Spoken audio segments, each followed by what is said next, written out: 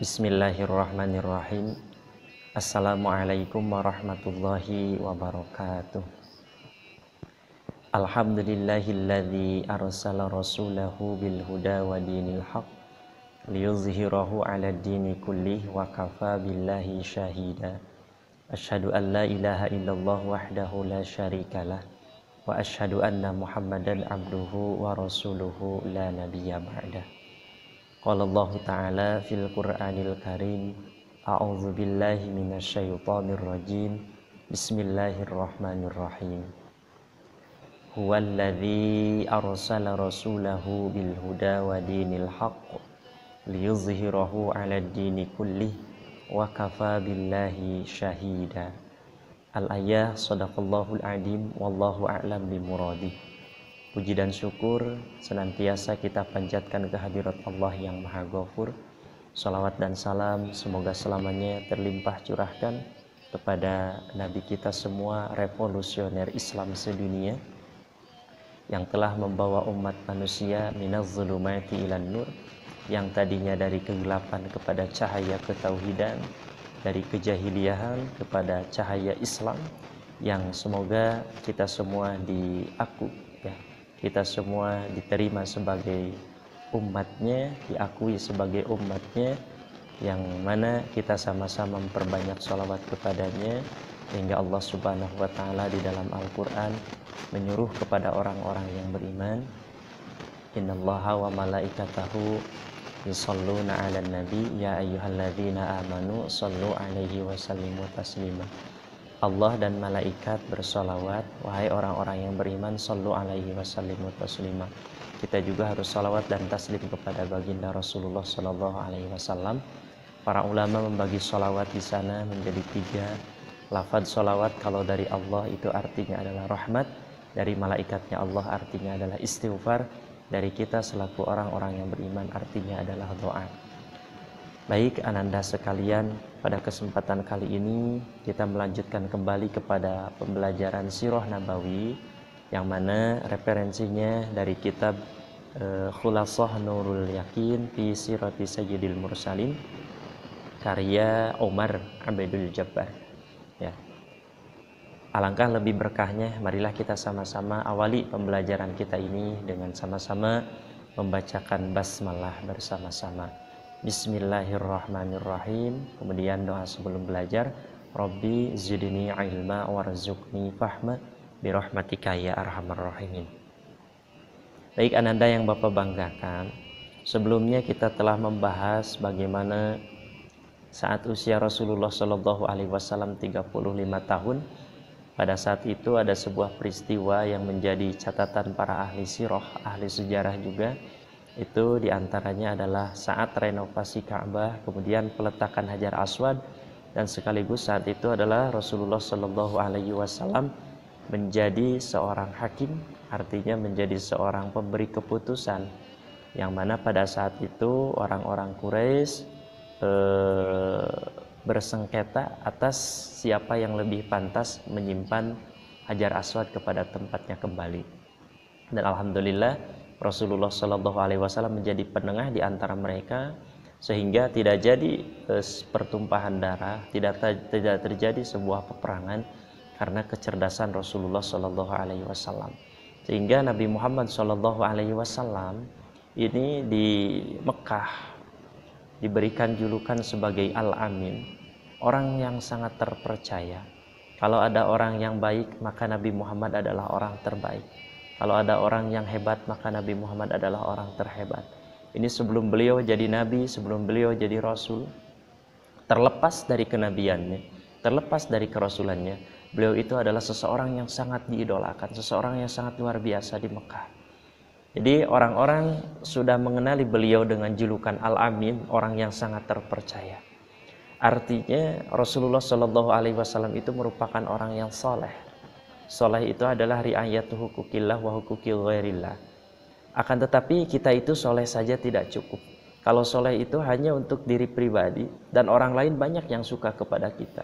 Akan tetapi yang lebih menantang itu adalah muslih. Muslih itu selain kita soleh, kemudian kita mengajak orang lain untuk berbuat soleh. Maka ketika mengajak itulah nanti meskipun kelakuan kita baik, nanti tidak akan sedikit orang yang akan memusuhi kita. Karena dalam rangka berdakwah untuk mensolehkan, bukan hanya mensolehkan diri pribadi, akan tetapi soleh bersama-sama. Dalam Al-Quran, kita itu harus saling mengingatkan. Kita itu kadang salah, kadang lupa, maka kita harus menerima diingatkan oleh orang lain. Orang lain pun kadang salah, kadang lupa, maka kita pun mengingatkan dikala orang lain salah. Maka Al-Quran memberikan sebuah konsep tawasau bil haq wa tawasau bis sabr. Saling, ya, saling. Kita itu saling mengingatkan dalam kebaikan ataupun dalam kesabaran. Yang jelas kita itu jangan saling menolong dalam keburukan, jangan saling menolong dalam kejelekan. Ta'awanu 'alal birri wat taqwa wa la ta'awanu 'alal ismi wal udwan. Kita itu harus tolong menolong dalam kebaikan, dalam ketakwaan, wa la ta'awanu 'alal ismi wal udwan. Jangan sekali-kali kita saling tolong menolong dalam dosa dan kesalahan atau permusuhan. Baik ananda sekalian, pada kesempatan kali ini kita lanjutkan, silakan yang ada kitabnya di halaman ke-17, Ad-Daurut Tsani, halaman ke-17, Ad-Daurut Tsani. Min hayati Rasulillah sallallahu alaihi wasallam, bad'u nuzulil wahyi. Pada kesempatan kali ini insyaallah kita akan secara ringkas, ya, tidak akan terlalu panjang lebar, membahas tentang permulaan turunnya wahyu kepada Rasulullah sallallahu alaihi wasallam. Lamma balagal arba'ina min umrihi ba'athahu Allahu basyiran wa nadiran wa da'iyan ilal haqqi bi'idnihi wa sirajam munira. Tatkala usia baginda Rasulullah sallallahu alaihi wasallam mendekati usia 40 tahun. Ada sebahagian yang menyebutkan ketika usianya itu 37 tahun. Berarti 38, 39, 40. 3 tahun sebelum usia Rasulullah sallallahu alaihi wasallam menginjak ke usia 40. Rasul itu suka menyendiri, tahannus, senang khalwat. Artinya menyendiri jauh dari keramaian. Tafakur, memfokuskan dirinya itu memikirkan betapa indahnya alam ini, betapa luar biasanya alam ini. Dan alam yang indah ini, alam yang luar biasa ini, beliau berpikir tak mungkin alam ini ada dengan sendirinya. Ada suatu pekerjaan pasti ada yang mengerjakannya. Beliau terus bertanya-tanya dalam hatinya, siapa yang membuat alam semesta ini. Kemudian beliau juga merasa bosan melihat kelakuan orang-orang Mekah. Yang mana pada saat itu orang-orang Mekah yang terlalu banyak menyekutukan Allah Subhanahu wa taala. Kalau kita lihat di halaman yang ke-18-nya, Halatul Arabi qoblal Islam. Kehidupan keadaan bangsa Mekah itu sebelum Islam. Kanal Arabu qoblal Islami musyrikin. Mereka itu sebelum adanya Islam yang dibawa oleh Rasulullah sallallahu alaihi wasallam musyrikin, menyekutukan Allah Subhanahu wa taala, menyekutukan Tuhan, menyekutukan Allah Subhanahu wa taala. Pokoknya mereka beranggapan bahwa Tuhan itu harus lebih dari satu. Urusan mereka banyak, maka Tuhan itu harus banyak. Bahkan hampir setiap suku memiliki Tuhan masing-masing. Hampir setiap daerah memiliki Tuhannya masing-masing. Hampir setiap orang memiliki Tuhannya masing-masing. Bahkan di dekat Ka'bah itu berjejer sampai tidak kurang dari 360 yang dianggap sebagai Tuhan oleh mereka. Kanal Arab qoblal Islam musyrikin. Mereka itu sebelum Islam musyrik. Maka Rasulullah sallallahu alaihi wasallam melihat keadaan orang Arab, banyak tahayulnya, banyak menyekutukan Allah Subhanahu wa taala. Akan tetapi Rasul tidak punya tumpuan hidup, harus berpegang ke siapa, harus curhat ke siapa. Maka dikala seperti itu Rasulullah sallallahu alaihi wasallam mengasingkan dirinya, tidak terlalu banyak berjumpa dengan orang-orang, menjauhkan dirinya, tahannuts, lebih tafakur, mendekatkan diri kepada Allah Subhanahu wa taala. Mereka itu kebanyakan orang Mekah sebelum datang Islam, ya'budunal asnam wa yuqaddisunaha. Mereka beribadah, mereka menyembah kepada asnam-asnam, berhala-berhala, wa yuqaddisunaha, dan mereka mensucikannya. Mereka menganggap suci terhadap berhala-berhala, padahal berhala tersebut adalah hasil buatan mereka sendiri, mereka buat kemudian mereka sembah. Wa kanu yaqtuluna auladahum. Keadaan orang-orang Mekah pada saat itu mereka selalu membunuh kepada anak-anak mereka. Ada anaknya yang lahir dibunuh, anaknya yang lahir dibantai. Khaufan minal ju'i wal faqri. dikarenakan mereka terlalu takut kelaparan dan takut fakir. Jadi ketika anaknya lahir, mereka bunuh karena takut lapar, takut fakir. Kemudian wayadfinuna banatihim wa hunna hayyatun. Mereka juga kerap kali wayadfinuna banatihim, ya, mereka kerap kali mengubur anak-anak perempuan mereka wa hunna hayyatun, sedangkan anak-anak perempuan mereka itu masih dalam keadaan hidup. Jadi mereka kubur anak perempuan mereka dalam keadaan hidup-hidup, khasyatal 'ari wal 'aib, karena mereka takut anak perempuan itu menjadi aib, menjadi memalukan buat keluarganya. Wa kanu mutanafirina mutasyajirina yuharibu ba'duhum ba'dhan li'auhal asbab. Kadang mereka itu suka bertengkar tanpa ada sebab. Bahkan hal-hal yang sepele pun dipertengkarkan, hal-hal yang sepele pun sampai antar suku itu berperang. Maka Rasulullah Shallallahu Alaihi Wasallam melihat kondisi sedemikian rupa, beliau Shallallahu Alaihi Wasallam lebih senang mengasingkan diri sampai 3 tahun sebelum usianya 40 tahun. Rasulullah Shallallahu Alaihi Wasallam sering tahannus, khalwat, menyendiri di Gua Hira.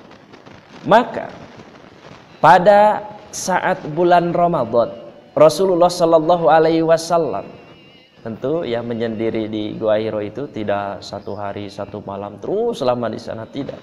Akan tetapi ada khusus pada saat menjelang mendekati turunnya wahyu, pada saat bulan Ramadan, sebagian ulama ahli sirah menyebutkan bahwa 1 bulan full Rasulullah Shallallahu Alaihi Wasallam berada di Gua Hira. Gua Hira itu berada di Jabal Nur di kota Mekah. Jadi ada Gunung Nur dan Jabal Nur di kota Mekah. Jabal itu adalah gunung yang botak, gunung yang gundul.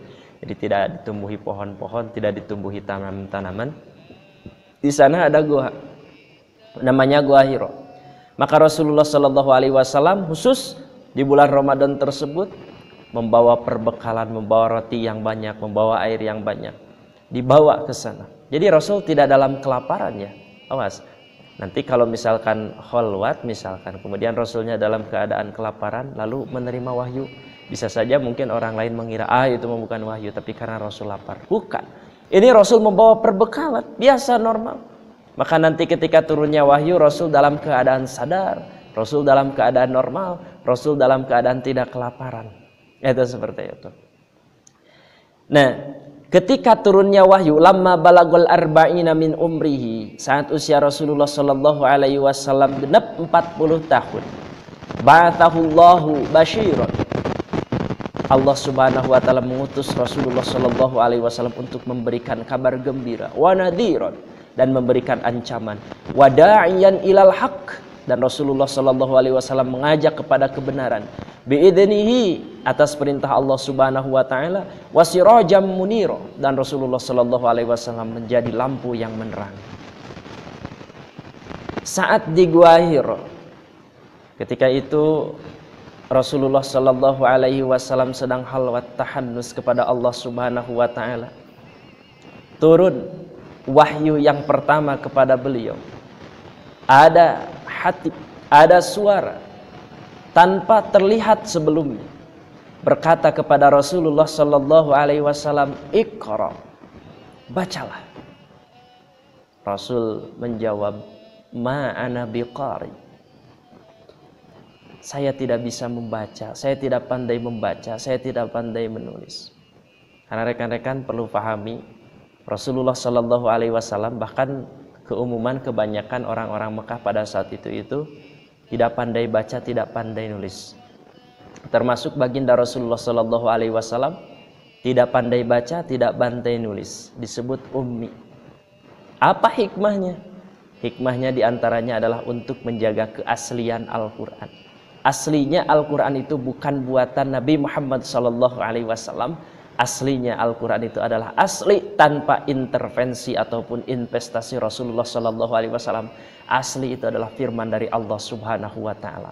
Bayangkan kalau Rasul itu adalah jago baca, jago nulis, atau seorang penulis ulung, maka Al-Quran itu tidak akan dianggap keasliannya.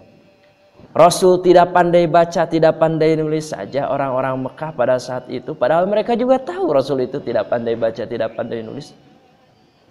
Rasul tidak pandai baca, tidak pandai nulis saja, mereka masih banyak yang menyangkal bahwa Al-Quran itu buatan Rasulullah Shallallahu Alaihi Wasallam. Itu diantara hikmahnya. Kata Jibril, Iqra. Kata Rasulullah Shallallahu Alaihi Wasallam, ma ana biqari. Saya tidak bisa baca. Apa yang harus saya baca? Saya tidak bisa baca. Kemudian datang lagi, Iqra.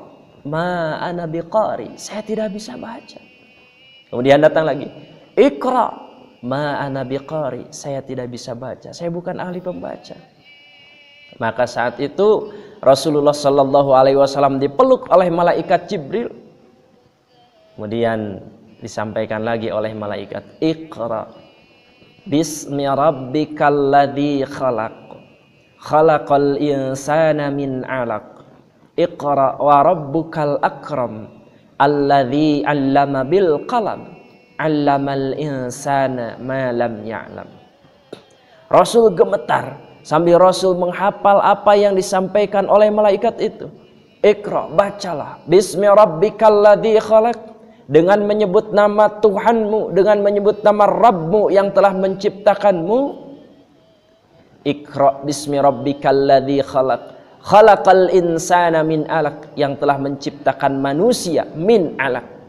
Iqra wa rabbukal akram, bacalah dengan menyebut nama Tuhanmu yang maha mulia. Alladzi 'allama bil qalam, yaitu dat Allah Subhanahu wa taala yang telah memberitahu kepada manusia, memberikan ilmu bil qalam, dengan perantaraan qalam. 'Allamal insana ma lam ya'lam, yang telah memberikan pengetahuan kepada manusia dari segala apa yang belum ia ketahuinya. Turun wahyu 5 ayat, yaitu surah Al-Alaq. Iqra bismi rabbikal ladzi khalaq khalaqal insana min 'alaq Iqra wa rabbukal akram alladzi 'allama bil qalam 'allamal insana ma lam ya'lam. Saat itu Nabi Muhammad sallallahu alaihi wasallam ketika turun wahyu yang pertama, baru pertama kali ini Rasulullah sallallahu alaihi wasallam mendengar dan melihat ada makhluk, sosok makhluk yang tidak pernah ia kenal sebelumnya. Rasul gemetar, Rasul ketakutan, dingin badannya. Maka Rasulullah sallallahu alaihi wasallam melarikan diri dari atas bukit Nur, Jabal Nur, meninggalkan Gua Hira. Kemudian sambil meninggalkan Gua Hira tersebut, Jibril berteriak kepada Rasulullah sallallahu alaihi wasallam, "Ya Rasulullah, ana Jibril, anta Rasulullah. Ya Muhammad, ana Jibril, anta Rasulullah." Kata Jibril, "Wahai Muhammad, saya Jibril, engkau adalah Rasulullah. Saya Jibril, engkau adalah Rasulullah. Saya Jibril, engkau adalah Rasulullah." Kemudian Rasulullah sallallahu alaihi wasallam menengadahkan kepalanya, didongkakkan ke atas langit. Ternyata beliau sallallahu alaihi wasallam melihat ada Jibril menampakkan sosoknya di atas langit. Kemudian Rasul melemparkan pandangannya dari Jibril menatap ke arah langit yang lain. Setiap kali Rasulullah sallallahu alaihi wasallam melemparkan pandangannya ke arah langit-langit yang lain, di situ terlihat Jibril alaihi salam. Rasulullah sallallahu alaihi wasallam terpaku, tidak melangkah, tidak mundur, tidak lari, tidak kemana-mana pada saat itu. Sampai-sampai di rumahnya Sayyidah Khadijah Al-Kubra menyuruh orang-orang Mekah untuk mencari Rasulullah sallallahu alaihi wasallam. Utusan-utusan Khadijah mencari Rasulullah sallallahu alaihi wasallam. Rasul melihat mereka sedang mencari Rasulullah sallallahu alaihi wasallam, tapi mereka tidak melihat Rasulullah sallallahu alaihi wasallam sampai utusan-utusan Khadijah pun kembali lagi ke Mekah. Maka tatkala Rasulullah sallallahu alaihi wasallam dalam keadaan terpaku terdiam seperti itu, Jibril alaihissalam lenyap dari pandangan Rasulullah sallallahu alaihi wasallam sambil Rasul menghafal apa yang disampaikan oleh Jibril, yaitu Iqra bismi rabbikal ladzi khalaq khalaqal insana min 'alaq Iqra wa rabbukal akram alladzi 'allama bil qalam 'allamal insana ma lam ya'lam. Sambil menghafal itu Rasulullah sallallahu alaihi wasallam berjalan lari sambil dingin. Beliau pulang ke rumahnya. Pada saat itu beliau mengetuk pintunya, "Assalamualaikum wahai Khadijah Al-Kubra."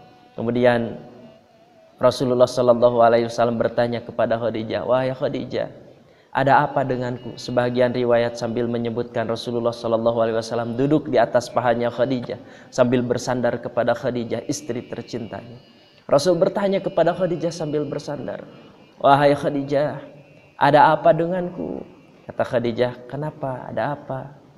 Saya mendengar seperti ini disampaikan oleh Rasulullah Shallallahu Alaihi Wasallam kepada Khadijah Al-Kubra. Kemudian Khadijah, karena beliau adalah istri yang sangat luar biasa, istri yang sangat baik, istri yang sangat mencintai suaminya. Kata Khadijah, wahai, demi Allah engkau adalah orang baik wahai suamiku. Engkau adalah seseorang yang menyambungkan silaturahmi. Engkau adalah seseorang yang selalu menghormati, menghargai seorang tamu. Engkau adalah seseorang yang suka menolong orang lain. Engkau adalah seseorang yang suka menolong orang miskin. Engkau itu adalah yuhibbul fuqara wal masakin. Engkau adalah pecinta, engkau sangat mencintai orang-orang yang fakir dan miskin. Kemudian engkau adalah pembela kebenaran. Setiap orang menjalankan kebenaran, engkau selalu berada di barisan terdepan. Wahai suamiku, kata Khadijah Al-Kubra, tak mungkin untuk orang yang baik Allah akan membalas dengan keburukan. Pasti makhluk yang datang tadi kepadamu itu adalah makhluk yang baik dan engkau akan mendapatkan kebaikan. Tak cukup sampai di situ. Rasulullah Shallallahu Alaihi Wasallam merasa kedinginan. Kata Rasulullah Shallallahu Alaihi Wasallam, ya Khadijah, jammiluni, jammiluni, jammiluni. Selimuti aku, selimuti aku, selimuti aku. Diselimutilah Rasulullah Shallallahu Alaihi Wasallam. Tak cukup sampai di sana. Khadijah memberikan kenyamanan, ketenangan yang luar biasa untuk seorang suami. Sampai-sampai esok harinya Khadijah membawa Rasulullah Shallallahu Alaihi Wasallam kepada pamannya yang bernama Waraqah bin Naufal. Dan Waraqah bin Naufal ini adalah seseorang paman dari Khadijah yang sudah tua renta, yang sudah tua dan sudah buta. Dalam riwayat di kitab Ar-Rahiqil Mahtum yang disampaikan oleh Syekh Sofiyur Rahman Al-Mansur Furri, beliau itu Waraqah bin Naufal itu seseorang yang tua dan sudah buta. Tapi beliau itu adalah ahli kitab. Beliau itu paham dengan kitab Taurat, paham dengan kitab Injil. Beliau itu pengikutnya Nabi Isa alaihissalam, pengikutnya Nabi Musa alaihissalam. Maka ketika datang dengan Khadijah, Rasulullah Shallallahu Alaihi Wasallam menghadap kepada Waraqah bin Naufal. Kemudian kata Khadijah, wahai paman, coba dengarkan apa yang akan disampaikan oleh suamiku. Kemudian Rasulullah Shallallahu Alaihi Wasallam menuturkan, menyampaikan kepada Waraqah bin Naufal, ketika di gua saya begini. Maka kata Waraqah bin Naufal, demi Allah itu adalah an-namus. Namus adalah makhluk yang pernah menemui Musa. Namus adalah makhluk yang pernah menemui Isa. Namus dalam kata lain kita menyebutnya sebagai malaikat Jibril. Kata Waraqah bin Naufal, demi Allah engkau nanti akan menjadi seorang nabi. Demi Allah engkau nanti akan menjadi seorang rasul. Andai kata saya ini masih muda dan saya ini masih hidup ketika engkau menjadi seorang nabi dan rasul, pasti engkau itu akan diusir oleh umatmu, pasti engkau itu akan diusir oleh kaummu, dan kalau saya masih hidup saya akan menjadi pembela paling depan untuk membela agamamu. Dan Rasul bertanya, kenapa saya diusir? Kenapa kok saya diusir? Padahal kan orang Mekah mengetahui saya ini al-amin, saya ini adalah orang yang baik. Masa saya ini kan baik, masa saya diusir? Kata Waraqah bin Naufal, tak semata-mata orang mengemban risalah sepertimu, para nabi sebelummu, mereka itu melainkan akan diusir oleh umatnya, akan diusir oleh kaum-kaum. Mendengar hal itu Rasulullah Shallallahu Alaihi Wasallam menjadi sedikit tenang, tapi ketenangan dicampur gelisah. Apakah benar saya ini akan menjadi Rasulullah? Apakah benar saya ini akan menjadi Nabi Allah? Di saat itulah wahyu dari Allah Subhanahu Wa Taala terputus. Wahyu dari Allah Subhanahu Wa Taala terputus. Ada yang menyebutkan beberapa hari, ada yang sampai menyebutkan beberapa bulan. Wahyu terputus. Saat wahyu terputus itulah Waraqah bin Naufal meninggal dunia. Ini hikmah ya. Waraqah bin Naufal sampai meninggal dunia sehingga tidak mengalami masa kenabian kerasulan Nabi Muhammad sallallahu alaihi wasallam. Rasul menjadi gelisah. Nabi Muhammad saat itu menjadi gelisah. Sampai beliau sudah siap menunggu-nunggu nih wahyu. Kapan ini wahyu datang lagi? Ternyata tidak datang lagi. Sampai Rasulullah sallallahu alaihi wasallam Diceritakan dalam sejarah mondar-mandir, datang lagi ke Jabal Nur untuk menunggu mana wahyu dari Jibril, mana lagi, gak ada lagi, hanya itu saja, Iqra bismi rabbikal ladzi khalaq sampai allamal insana ma lam ya'lam. Rasul datang lagi ke Jabal Nur, menunggu sambil gelisah. Kemudian saat Rasulullah Shallallahu Alaihi Wasallam sudah sampai ke atas bukit, ke atas Jabal Nur, Jibril memberikan motivasi. Kata Jibril, anta Rasulullah, engkau adalah utusan Allah. Ana Jibril, saya Jibril, engkau adalah utusan Allah. Kemudian Rasul pun kembali lagi, pulang lagi ke rumah. Lama wahyu tidak turun lagi, maka Rasulullah Shallallahu Alaihi Wasallam datang lagi ke Jabal Nur. Kata Jibril, ana Jibril, anta Rasulullah. Jibril terus memotivasi, engkau adalah Rasulullah, engkau adalah Rasulullah, engkau adalah Rasulullah.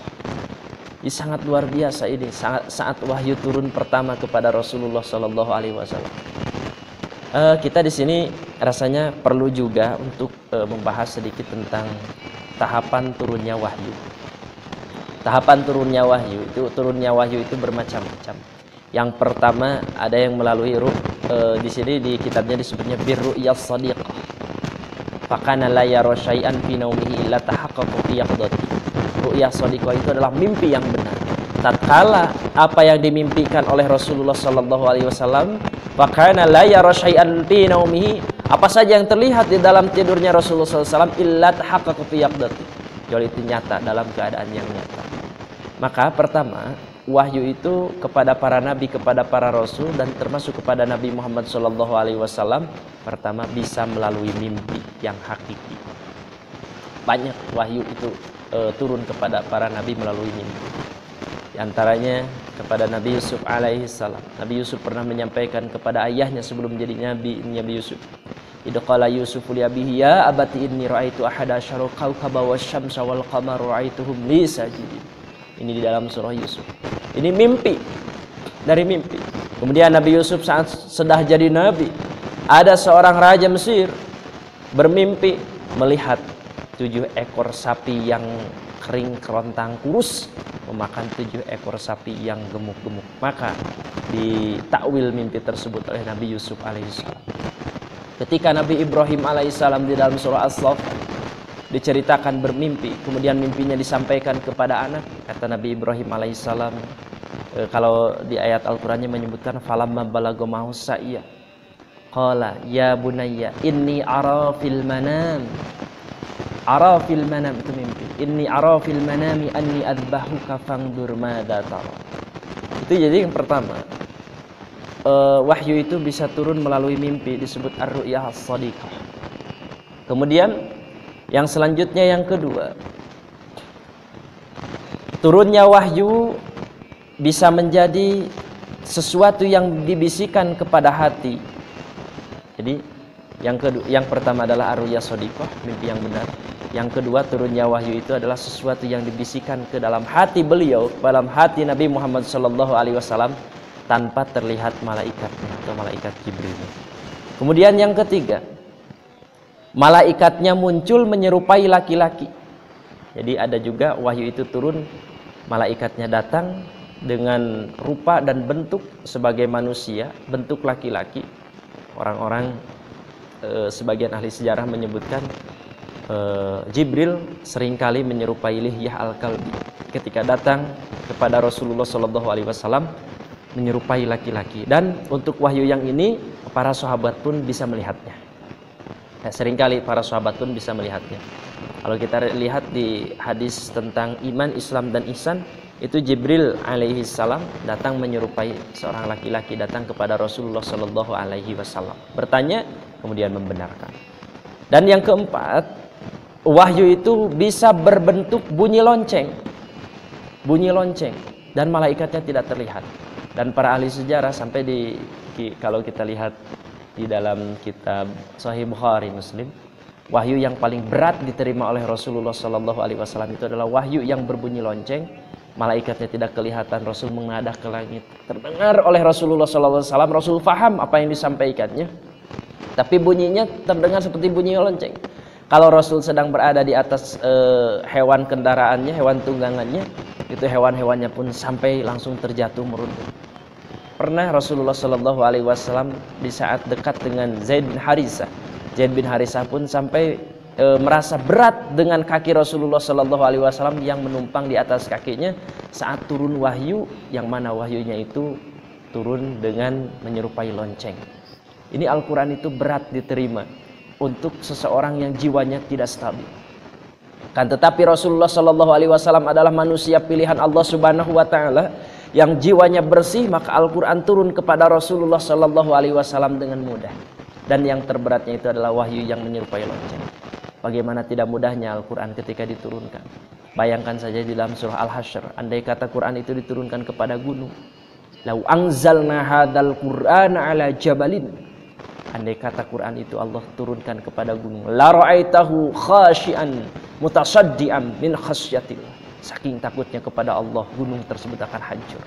Jadi untuk jiwa yang kurang kuat untuk menerima wahyu tersebut akan sangat luar biasa beban beratnya. Maka dipilih orang terbaik, orang terhebat, yaitu baginda Nabi Muhammad sallallahu alaihi wasallam. Kemudian turun wahyu yang kelima. Malaikat nampak dalam bentuk aslinya.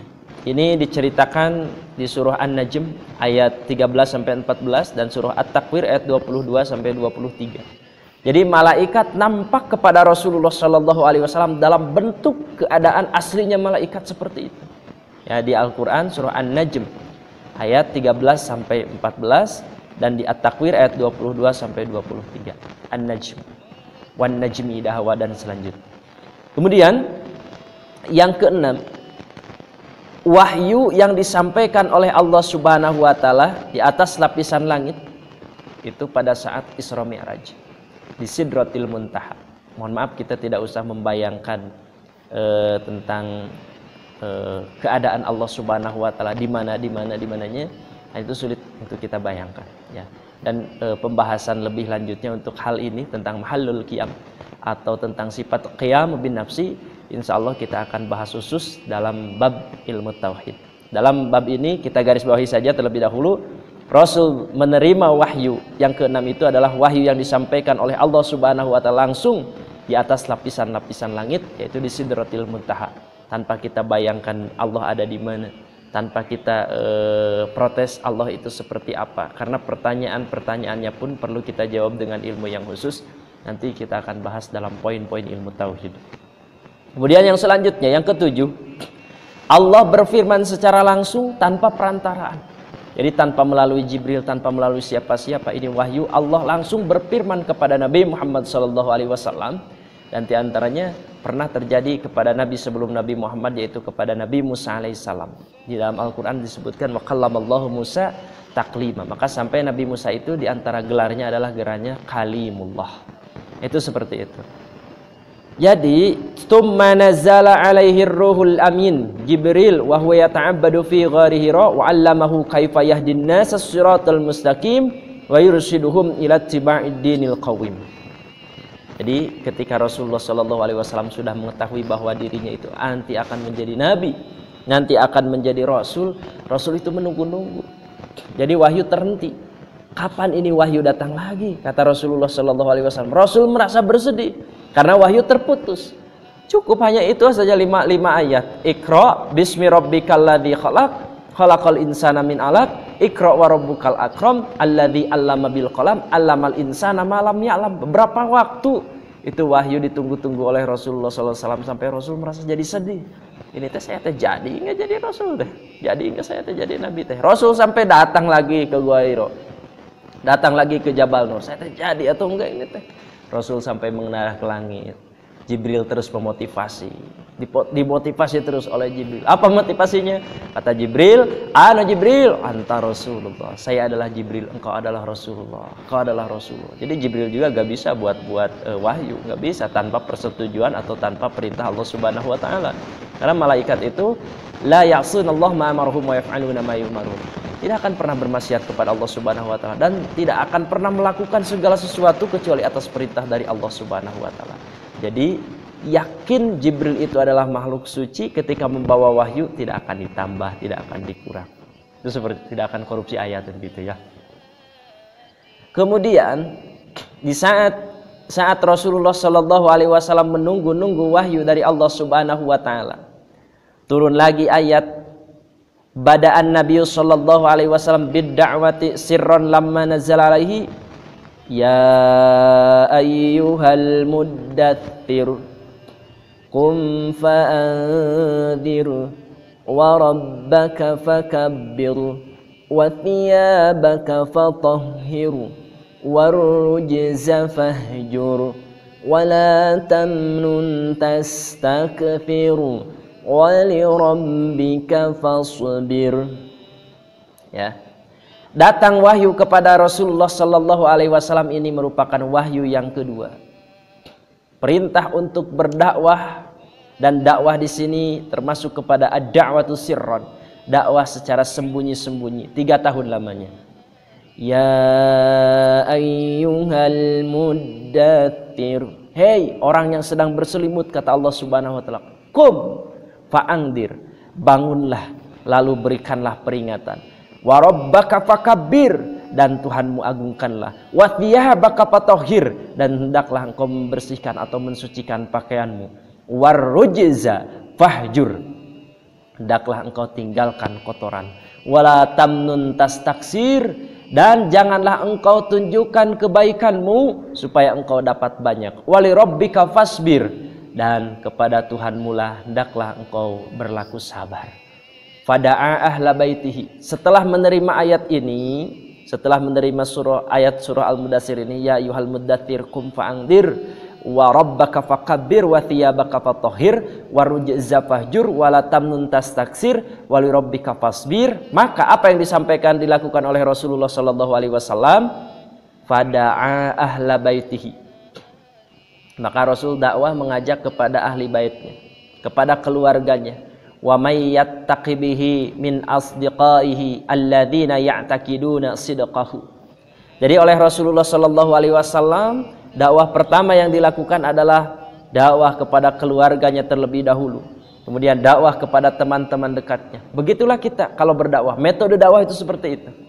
Jangan sampai kita dakwah menceramahi orang banyak, sementara keluarga kita, diri kita, teman kita itu tidak kita dakwahi. Yang terdekat terlebih dahulu. Bahkan kalau kita surah At-Tahrim, lihat surah At-Tahrim di ayat yang ke-6, ku anfusakum. Jadi yang dijaga dari api neraka itu anfusakum, diri kita dulu. Ibda bin nafsi, mulai dari diri kita dulu. Wa ahlikum, baru keluarga kita. Naro, dari api neraka. Setelah menjaga diri, menjaga keluarga, sampaikan kebenaran untuk diri, terima kebenaran untuk diri, sampaikan kebenaran untuk keluarga, sampaikan mana hak batil, mana hak mana batil, sampaikan kepada keluarga kita. Lalu setelah itu sampaikan kepada orang lain. Maka langkah Rasulullah Shallallahu Alaihi Wasallam pun di sini menyampaikan pada ahli baitihi. Rasul berdakwah kepada ahli baitnya, kemudian kepada orang-orang yang dekat dengan Rasulullah Shallallahu Alaihi Wasallam. Da'ahum ila ibadatillahi wahdah. Apa yang diajak oleh Rasulullah Sallallahu Alaihi Wasallam, apa yang didakwahkan oleh Rasulullah Sallallahu Alaihi Wasallam, mereka mengajak kepada keluarganya, kepada teman-teman dekatnya, ila ibadatillahi wahdah, menyembah hanya kepada Allah Subhanahu Wa Taala. Warra'fati bin nas, wattihadi, watarkil harbi. Warra'fati bin nas, berbuat belas kasihan kepada manusia, wattihadi, dan bersatu, watarkil harbi, kemudian meninggalkan peperangan. Ini ajakan dari Rasulullah Sallallahu Alaihi Wasallam. Satu, beribadah hanya kepada Allah Subhanahu Wa Taala. Beribadah hanya kepada Allah Subhanahu Wa Taala. La ilaha illallah, tidak ada Tuhan selain Allah Subhanahu Wa Taala. Kemudian yang kedua, warra'fati bin nas, berbuat belas kasihan kepada sesama manusia. Wattihadi, kemudian bersatu. Watarkil harbi, kemudian meninggalkan peperangan. Karena keadaan orang Mekah pada saat itu, mereka itu menyekutukan Allah Subhanahu Wa Taala, kemudian tidak ada belas kasihan terhadap sesama, kemudian tidak pernah mau bersatu, bercerai-berai terus, watarkil harbi, kemudian mereka itu tidak enggan untuk meninggalkan peperangan. Hal permasalahan sedikit-sedikit perang, sedikit-sedikit perang, seperti itu. Maka waqad bada bid-da'wati sirran khaufan min mufajatin nas bi amri lam ya'rifuhu walam yasma'u bih. Maka ini pada saat ini dakwahnya masih sir. Sir itu masih sembunyi-sembunyi. Kenapa? Karena memang khaufan min mufajatin nas bi amrihi lam ya'rifuhu. Sebetulnya ini dakwah sir karena memang belum diperintah oleh Allah Subhanahu wa taala untuk dakwah secara terang-terangan. Maka dari hasil dakwahnya Rasulullah Sallallahu Alaihi Wasallam kepada keluarganya, kemudian kepada teman-teman kerabat dekatnya, maka di sini kita akan bahas di poin ke-15, awwalul mu'minin, orang yang pertama kali beriman, orang yang pertama kali masuk Islam, bersyahadat kepada Rasulullah Sallallahu Alaihi Wasallam, asyhadu alla ilaha illallah wa asyhadu anna muhammadar rasulullah. Kita lihat, awwalu man amana bihi minan nisa'i Khadijah. Orang yang pertama kali beriman dari golongan perempuan adalah Khadijatul Kubra, Khadijah binti Khuwailid. Wa kanat ta'taqidu sidqa risalatihi lima dhahara laha minal alamati dallati ala nubuwati mundu sapratihi ma khadimaha Maisarah. Nah, memang Khadijah ini sebelum Rasulullah Sallallahu Alaihi Wasallam menjadi nabi, menjadi rasul pun sudah menerima kabar-kabar bahwa ini akan menjadi nabi, akan menjadi rasul. Bahkan telah menerima kabar dari pembantu yang bernama Maisarah. Maisarah ini nama seorang laki-laki pembantu Khadijah yang menamanya Rasulullah SAW berdagang ke Syam. Maisarah banyak bercerita, banyak alamatun nubuwah. Di antara alamatun nubuwahnya kata Maisarah, pernah bertemu, kemudian kami berdua duduk di bawah sebuah pohon. Kemudian pohon tersebut menaungi Rasulullah Sallallahu Alaihi Wasallam dan ada seorang pendeta datang mendatangi kami. Kata seorang pendeta tersebut, tidak semata-mata orang yang duduk di bawah pohon ini kemudian pohon memberikan reaksinya, maka orang tersebut akan menjadi nabi, akan menjadi rasul. Kalau kita yang duduk mungkin pohon tersebut tidak akan bereaksi apa-apa kepada kita. Pohon itu ada sampai sekarang.